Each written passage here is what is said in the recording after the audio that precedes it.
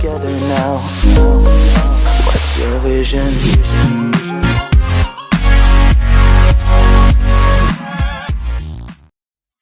Assalamualaikum warahmatullahi wabarakatuh.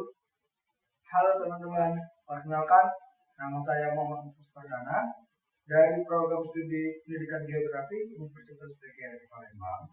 Di sini kakak akan menemani kalian belajar tentang geografi regional Indonesia.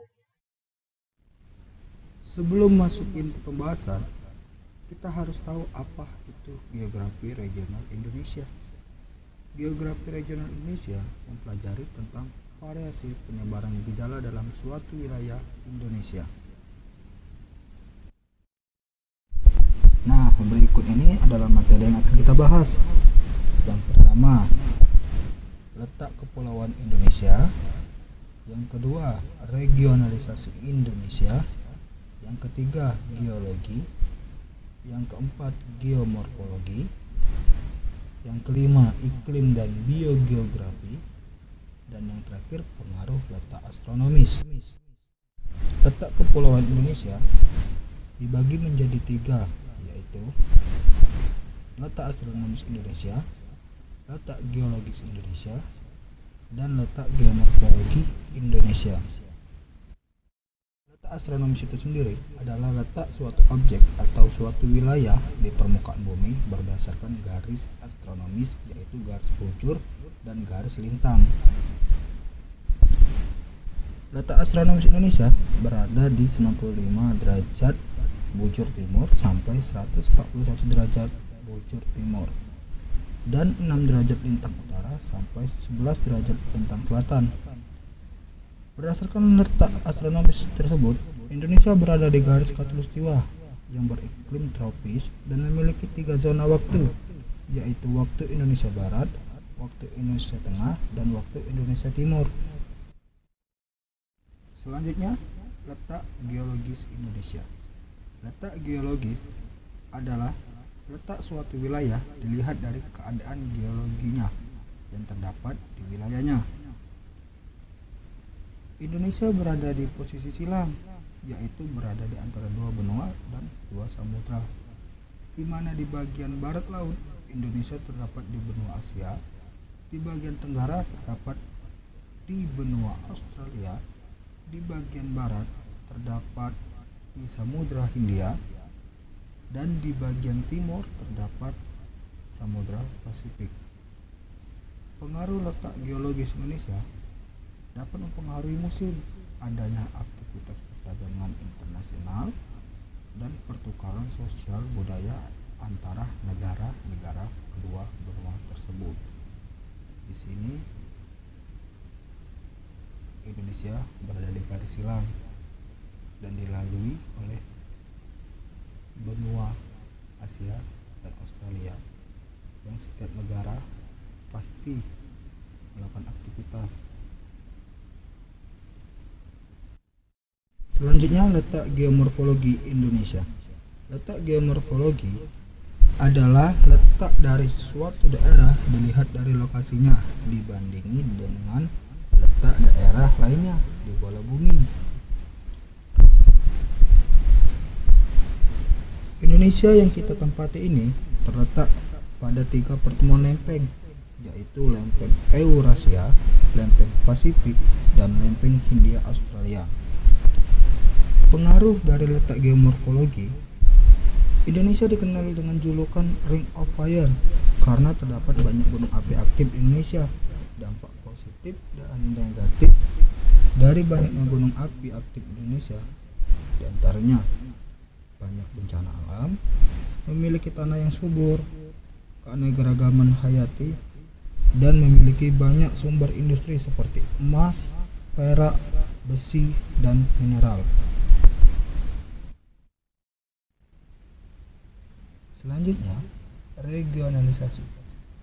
Regionalisasi di sini merupakan proses penentuan suatu wilayah berdasarkan kriteria, kualitas, dan kuantitas melalui penggabungan atau penggolongan beberapa wilayah.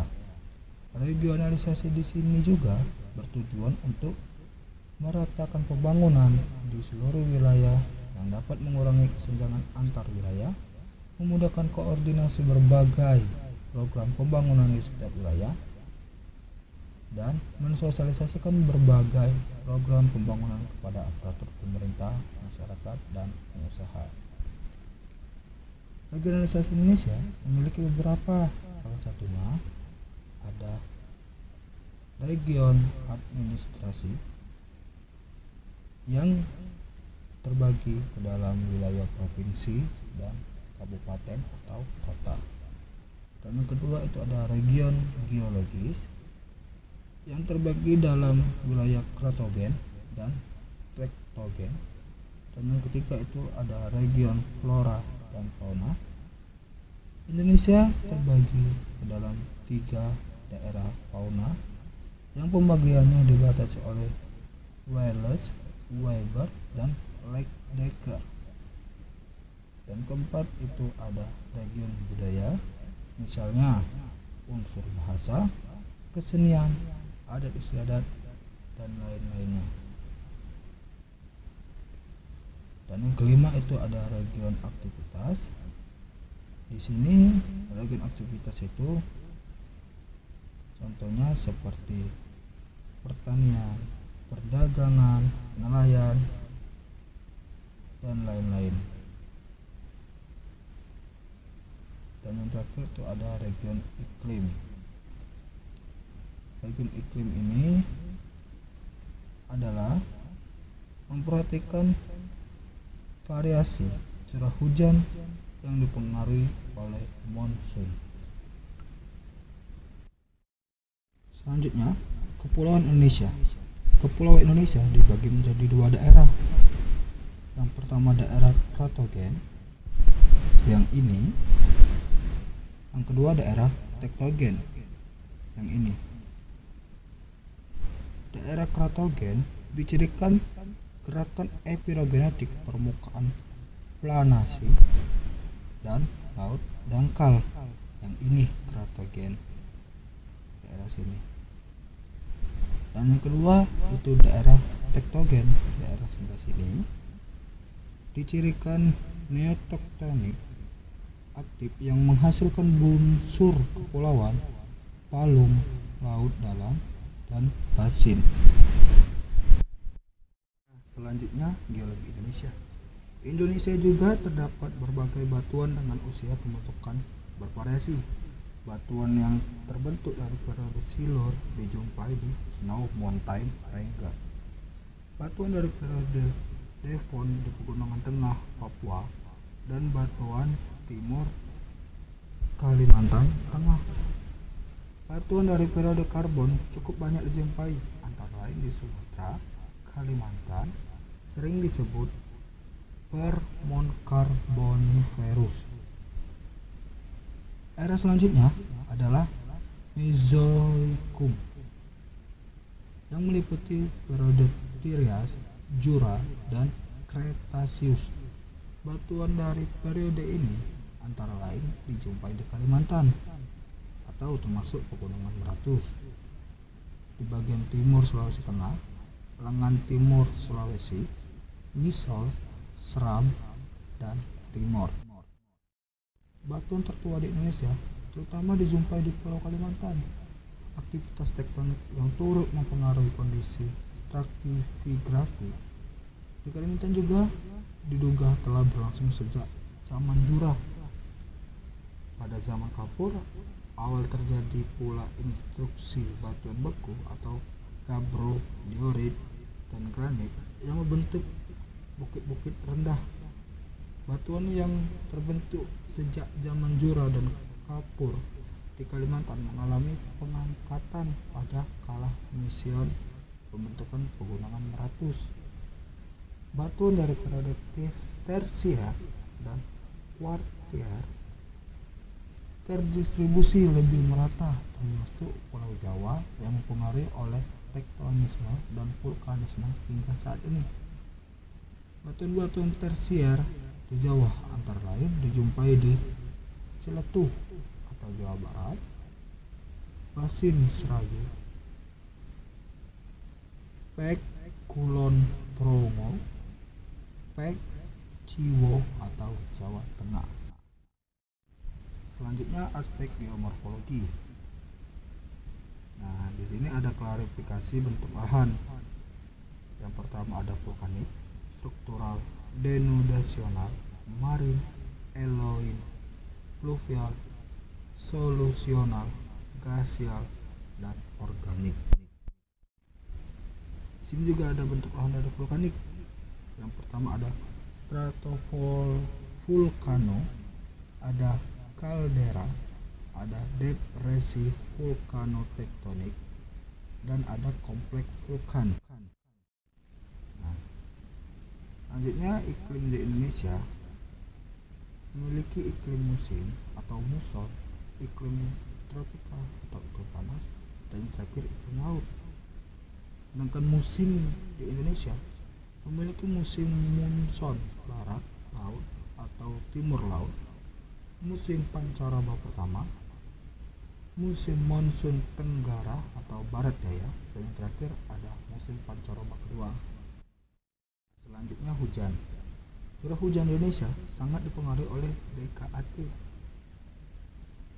Hujan maksimum bervariasi Aceh sampai Bengkulu itu di bulan November, Lampung bulan Desember, Jawa, Bali, NTB, dan NTT berada di bulan Januari. Sumba Timur berada di bulan Februari. Tanpa memandang jenis hujan, semua hujan disebabkan oleh kerak ke atas atau tubruk udara lembab akibat konveksi. Curah hujan di Indonesia berbeda dengan daerah ekstratropis. Di Indonesia, masa udara yang naik lebih lembab dan lebih panas dari ekstratropis. Masa udara panas dan lembab mencapai paras kondensasi pada temperatur relatif tinggi.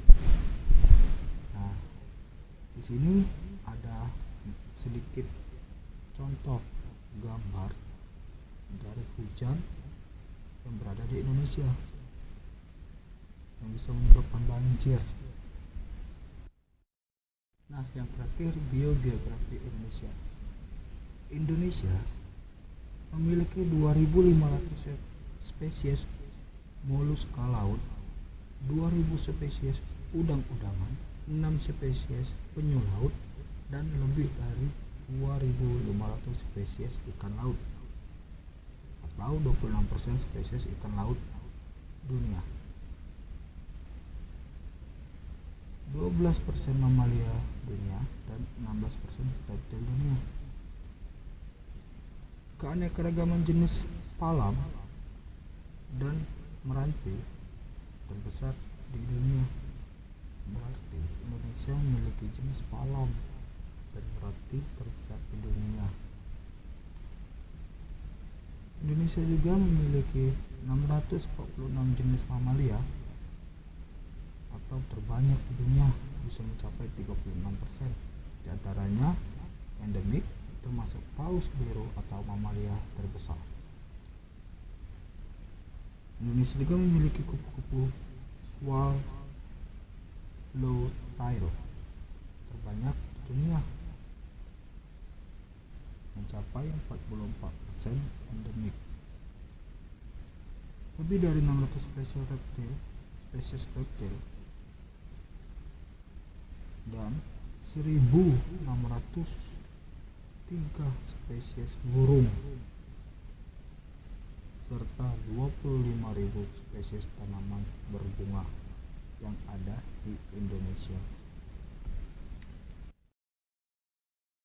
Nah, teman-teman sudah tahu kan apa itu geografi regional Indonesia? Semoga video ini bermanfaat untuk kalian dan semoga kita selalu dilindungi dari penyakit COVID-19. Yang belum like silahkan like, yang belum subscribe silahkan subscribe. Wabillahi taufiq wal hidayah. Wassalamualaikum warahmatullahi wabarakatuh.